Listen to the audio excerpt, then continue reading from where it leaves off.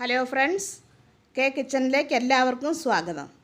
ഇന്ന് നമുക്ക് വളരെയധികം സ്വാദുള്ളതും സദ്യയ്ക്കൊക്കെ വിളമ്പുന്നതുമായ ഒരു നല്ല വെള്ളരിക്ക പച്ചടി ഉണ്ടാക്കുന്നത് എങ്ങനെയാണെന്ന് നോക്കാം.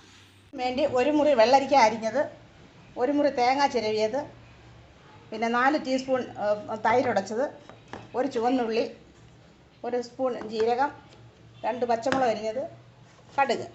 ഇത്ര സാധനങ്ങളാണ് നമുക്ക് ഇതിന് ആവശ്യമായിട്ടുള്ളത്. നമുക്ക് ആ വെള്ളരിക്ക ഒരു പാനിലിട്ട് സ്വല്പം വെള്ളം ഒഴിച്ച് നമുക്കതൊന്ന് വേവിക്കാം. സ്വല്പം വെള്ളം ഒഴിച്ചാൽ മതി.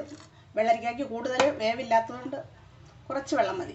നമുക്ക് ഒരു മിക്സിയുടെ ജാറിലേക്ക് ഈ തേങ്ങ ഇട്ട് നമുക്ക് ഇതെല്ലാം കൂടി ഒന്ന് അരച്ചെടുക്കാം. അത് തേങ്ങ ഇട്ട് കൊടുത്തു. പിന്നെ ആ 2 പച്ചമുളക് അരിഞ്ഞ് വെച്ചിരുന്നത്, പിന്നെ ആ ചുവന്നുള്ളി, പിന്നെ ഒരു സ്പൂൺ ജീരകം, ഒരു സ്പൂൺ കടുക്,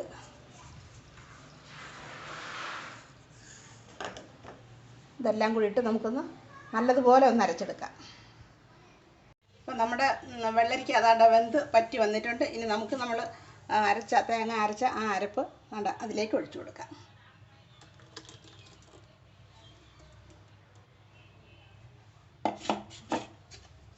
ഒരുപാട് വെള്ളമായി പോകരുത്. ഇനി നമുക്കിതൊന്ന് ചൂടാക്കിയെടുക്കാം. അത് ചൂടായി വരുന്നുണ്ട്. നമുക്കിനി നമ്മൾ ആ ഉടച്ച് വെച്ച ആ തൈര് അതിലേക്ക് ഒഴിച്ചു കൊടുക്കാം. നമുക്കതൊന്ന് യോജിപ്പിച്ച് കൊടുക്കാം.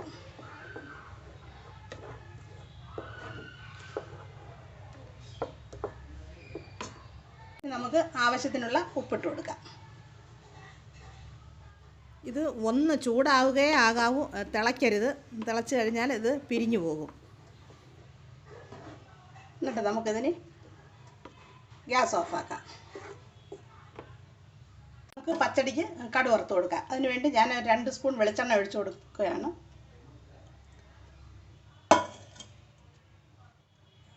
ചൂടായിട്ടുണ്ട്. നമുക്കിനി 1 സ്പൂൺ കടുക് ഇട്ട് കൊടുക്കാം.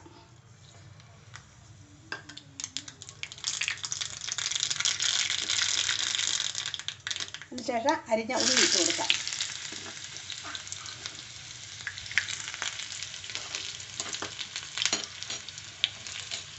രണ്ട് ഉണക്കമുളക് ഇട്ട് കൊടുക്കാം.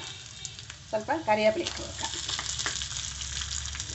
ഇനി നമുക്ക് ഗ്യാസ് ഓഫാക്കിയിട്ട് നമുക്ക് നമ്മുടെ പച്ചടിയിലേക്ക് അത് ഒഴിച്ചു കൊടുക്കാം.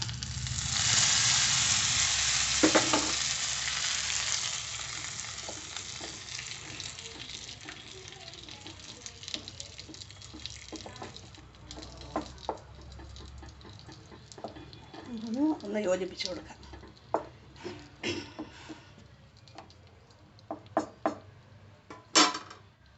നമ്മുടെ പച്ചടി ഇവിടെ റെഡി ആയിട്ടുണ്ട്. ദാണ്ട് ഇതുപോലെ കട്ടിക്കിരിക്കണം. ഒരുപാട് വെള്ളമായി പോകരുത്. നല്ല ടേസ്റ്റ് ഉള്ളതാണ്.